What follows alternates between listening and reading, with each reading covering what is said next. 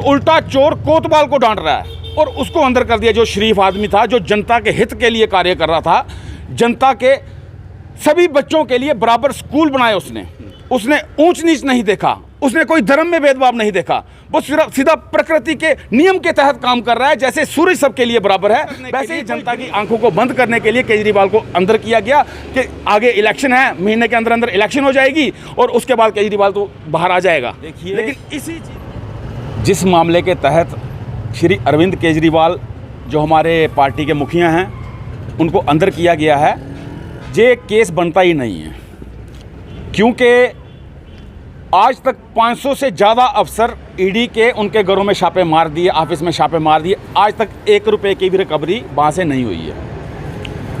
और जिस बंदे के बयान के तहत श्री अरविंद केजरीवाल को अंदर किया गया, उसको पहले उसका रेड्डी नाम है कुछ, वो दवाइयों का सप्लायर है, उसका बिजनेस है, उसको पहले केंद्र सरकार की ईडी जाती है अरेस्ट करने में और कहती है कि केजरीवाल का नाम लो कि हमने इसको पैसे दिए हैं। उसका बयान है 2022 में, उसने कहा मैं केजरीवाल को जानता नहीं, मैं कभी मिला नहीं उससे, वो लिखित तौर पर ईडी के पास भी पड़ा है।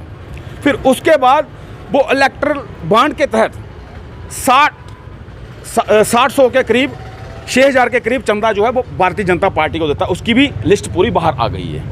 और आज जो है उस बंदे ने बॉन्ड बीजेपी को दिया और उल्टा चोर कोतवाल को डांट रहा है और उसको अंदर कर दिया। जो शरीफ आदमी था, जो जनता के हित के लिए कार्य कर रहा था, जनता के सभी बच्चों के लिए बराबर स्कूल बनाए उसने ऊंच नीच नहीं देखा, उसने कोई धर्म में भेदभाव नहीं देखा, वो सिर्फ सीधा प्रकृति के नियम के तहत काम कर रहा है। जैसे सूरज सबके लिए बराबर है, वैसे ही कोई गरीब हो कोई अमीर हो, सबके लिए इलाज फ्री करवा रहा है जो शख्स, उसके ऊपर ये आरोप सरासर गलत थे। और एक भी पैसे की रिकवरी जो है वो ईडी आज तक कोर्ट के सामने पेश नहीं कर पाई है कि पैसा कहाँ है।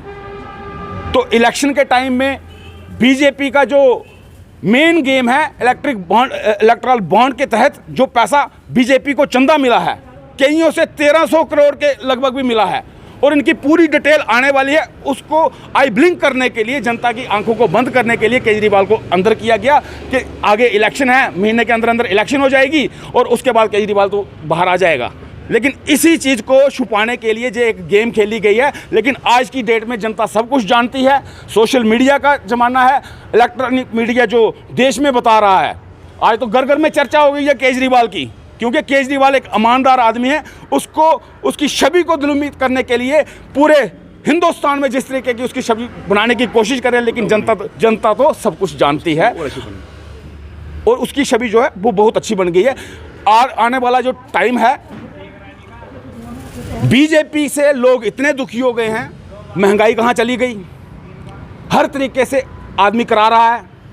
आज बीजेपी के जो नेता हैं वो अपने पैसे के दम पर, उनके पास सत्ता जो दी थी जनता ने उसके दम पर, एजेंसियों के दम पर इलेक्शन लड़ने की कोशिश कर रहे हैं। मैंने ये भी सोचा है कि सुना है कि कई मीडिया वालों से मेरी बात होती है, वो कहते हैं कि अगर बीजेपी के खिलाफ कोई भी बोलेगा तो हम इंटरव्यू नहीं ले सकते, हमें सख्त हिदायत दी गई है।